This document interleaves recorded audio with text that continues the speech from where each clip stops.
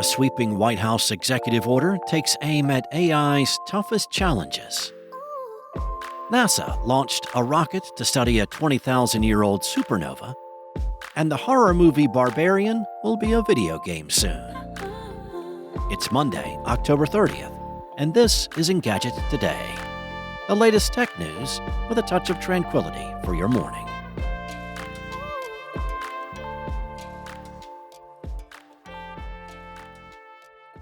The Biden administration unveiled its ambitious next steps in addressing and regulating artificial intelligence development today.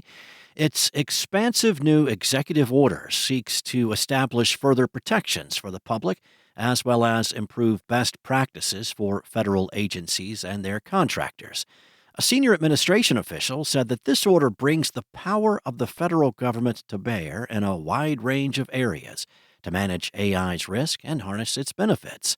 It stands up for consumers and workers, promotes innovation and competition, advances American leadership around the world, and, like all executive orders, this one has the force of law. These actions will be introduced over the next year, with smaller safety and security changes happening in around 90 days, and with more involved reporting and data transparency schemes requiring 9 to 12 months to fully deploy. The administration is also creating an AI council who will meet with federal agency heads to ensure that the actions are being executed on schedule. The executive order intends to increase public safety beyond what 15 major tech companies committed to earlier this year, along with the wider adoption of AI watermarking and cryptographic validation, so the public can trust the text, audio, and video content that it publishes on its official channels and can easily validate whether the content they see is AI-generated or not. The executive order also aims to improve protections for human workers with the development of principles and employer best practices that mitigate the harms and maximize the benefit of AI for workers. There are a lot more details to this story. You can visit Engadget.com to read more.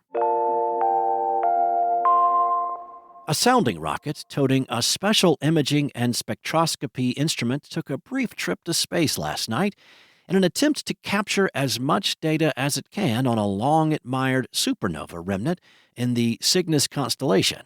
Its target? A massive cloud of dust and gas known as the Cygnus Loop or the Veil Nebula was created after the explosive death of a star about 20,000 years ago, and it's still expanding.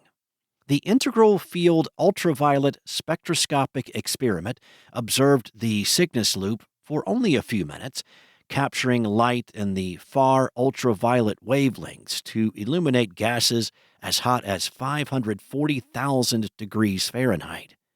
The Cygnus Loop is about 2,600 light-years away and was formed by the collapse of a star thought to be 20 times the size of our Sun. Since the aftermath of the event is still playing out, with the cloud currently expanding at a rate of 930,000 miles per hour, it's a good candidate for studying how supernovae affect the formation of new star systems. Once the data has been collected, the team plans to fix it up and eventually launch it again. Barbarian is one of the more memorable horror movies of the last few years. It's a story of a young woman who finds that someone is already staying at her rental home. She has little choice but to stay there since nearby hotels are all booked up. That alone is a nightmare scenario, but the film goes into some truly wild directions from there.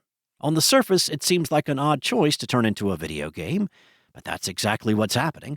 New Regency Pictures and game developer Diversion 3 Entertainment have teamed up to bring Barbarian to PC and consoles.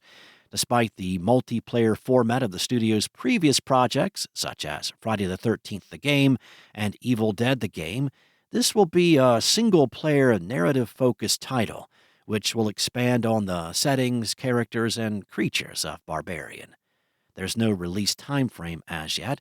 Tim Hess, an executive producer at Diversion 3 Entertainment, told Variety in a statement that the film did a magnificent job of not only scaring audiences with its unexpected and horrifying twists and turns, but also in establishing strong characters thrown into terrifying situations. We look forward to exploring these themes further in the game. A straight adaptation of the film's story probably wouldn't work as a game, but there is certainly potential for it to work as a tension-filled survival horror title. If you haven't seen it yet or would like to watch it again, since it's that time of year for horror flicks, Barbarian is streaming on Hulu and Max. Thanks for listening. If you have a moment, rate and subscribe wherever you listen. Today's show featured journalism by Engadget contributors Andrew Tarantola, Cheyenne McDonald, and Chris Holt, and was produced by Spoken Layer. And as a reminder, you can listen to The Future later today on Engadget Tomorrow.